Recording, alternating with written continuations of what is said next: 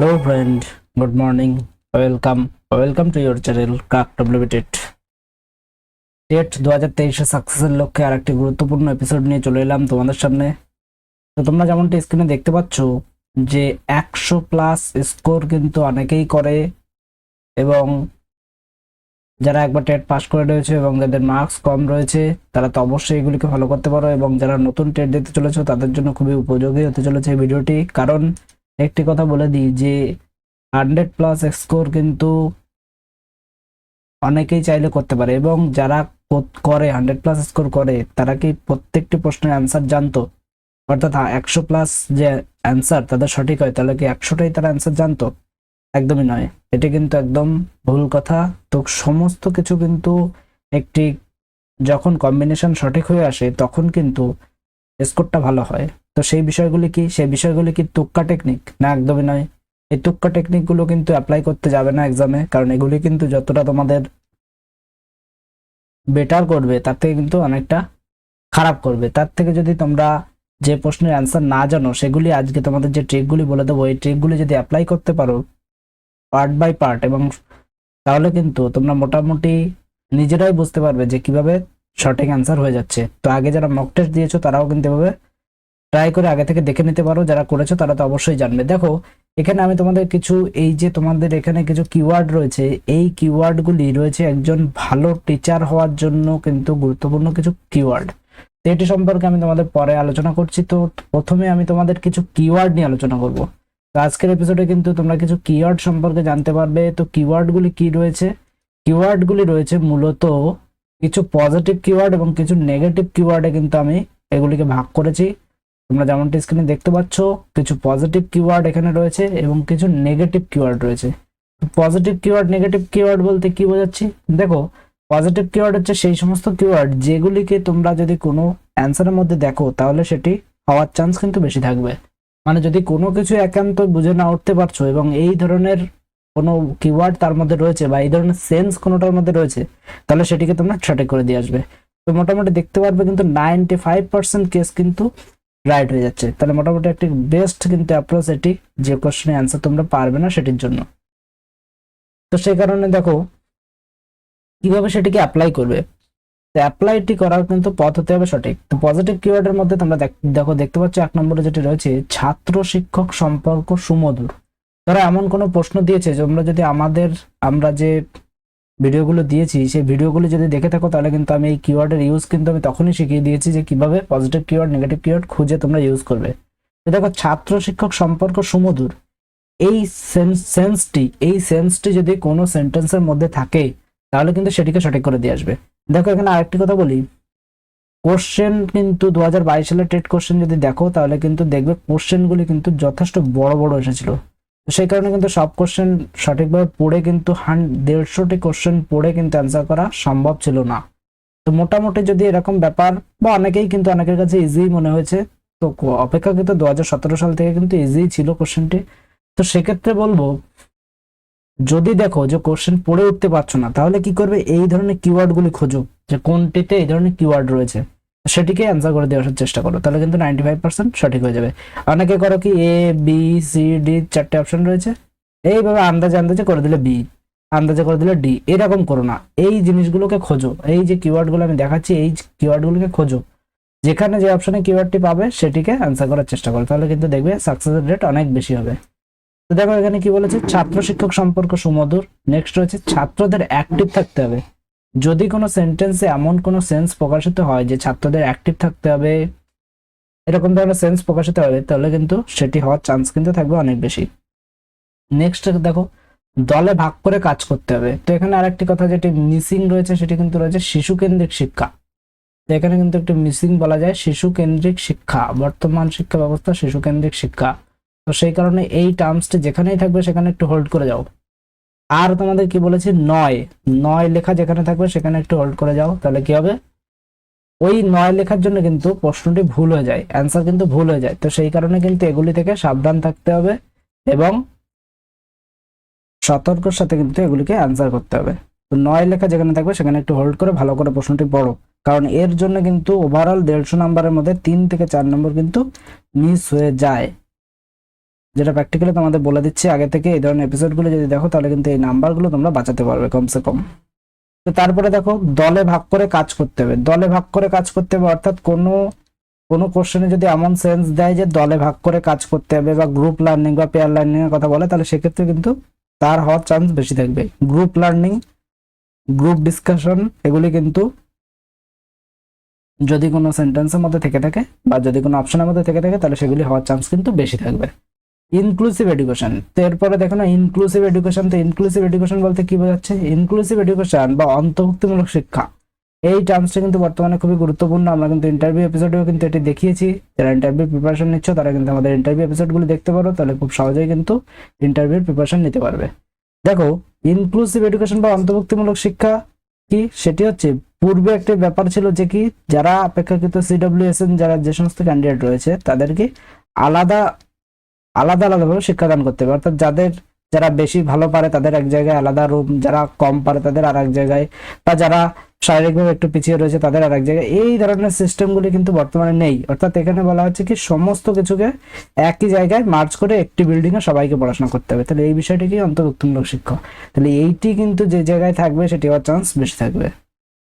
শিক্ষকদের ফল্ট, দেখো একটি শিশু কিছুর অ্যান্সার দিতে পারছে না, কোনো কিছু পারছে না, ভালো স্কোর করতে পারছে না, কোনো কিছু বুঝতে পারছে না, ক্লাসরুমে সে ডিস্টার্ব করছে, ক্লাসরুমে কথা বলছে, খেলতে গিয়ে পারছে না, পড়তে গিয়ে পারছে না, সমস্ত কিছুর জন্য দায়ী কিন্তু একজন শিক্ষক।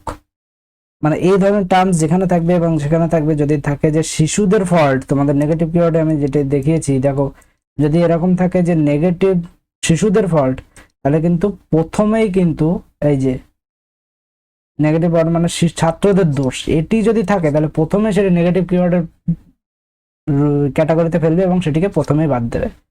কারণ শিশুরা পারুক না পারলেও সেটি শিক্ষকের দোষ, শিশুরা যদি ডিস্টার্ব করে তাও শিক্ষকের দোষ, শিশুরা যদি ক্লাসে কথা বলে সেটাও শিক্ষকের দোষ, শিশুরা যদি ক্লাসে মারামারি করে সেটাও শিক্ষকের দোষ, শিশুরা যদি ক্লাসে অন্যকে ডিস্টার্ব করে সেটাও শিক্ষকের দোষ। কারণ কি পরোক্ষভাবে কি শিক্ষক ক্লাসটাকে অ্যাট্রাকশন করতে পারছে না বলে শিশু কিন্তু ক্লাসে কথা বলছে বা অন্যকে ডিস্টার্ব করছে।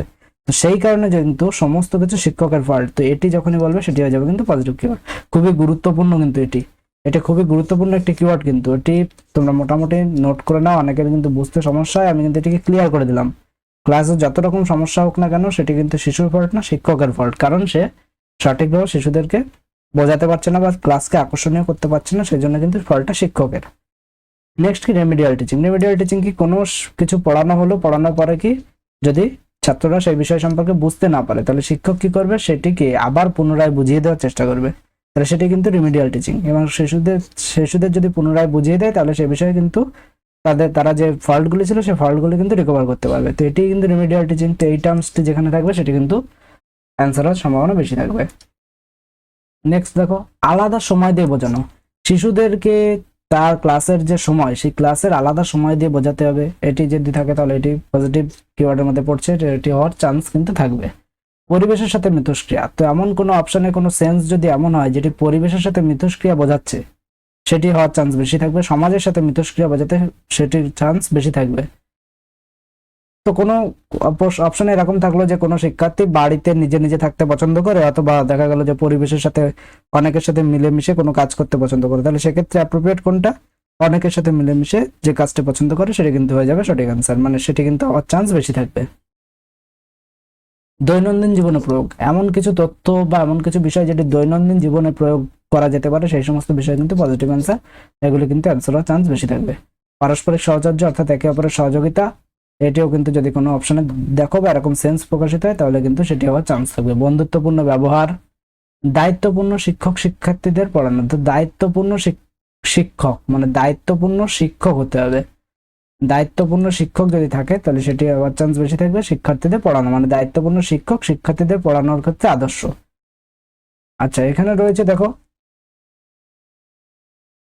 এখানে যেটি রয়েছে সেটি রয়েছে এটি কিন্তু কারেকশন করার ক্ষমতা। তো এখানে কারেকশন মানে যেটি বলতে চাইছে যে কি কারেকশন অর্থাৎ কি কোনো শিক্ষার্থী যদি কোনো ভুল করে তাহলে সেটিকে কোনো পেডাগোগিক্যাল হ্যাকের মাধ্যমে সেটিকে চেঞ্জ করতে হবে। ধরো শিক্ষার্থী কোনো ভুল কাজ করছে তাহলে সেটিকে বকাবকি করা যাবে না, তাহলে কি করতে হবে, তাকে কি করতে হবে, এমন কোনো পেডাগোগিক্যাল হ্যাক দিতে হবে যাতে সে সেই বিষয়টি ছেড়ে দেয়।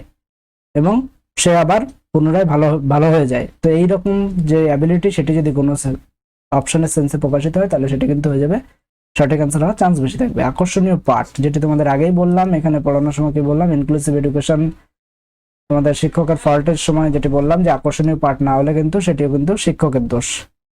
প্রয়োগমূলক, বাস্তবে প্রয়োগ করা যায় এমন কোনো বিষয় যদি সেন্স প্রকাশিত হয় তাহলে কিন্তু সেটি হয়ে যাবে সঠিক অ্যান্সার হওয়ার চান্স বেশি থাকবে। হাতে কলমে কাজ যদি থাকে কোনো অপশনের মধ্যে তাহলে সেটি কিন্তু সঠিক অ্যান্সার হওয়ার চান্স থাকবে।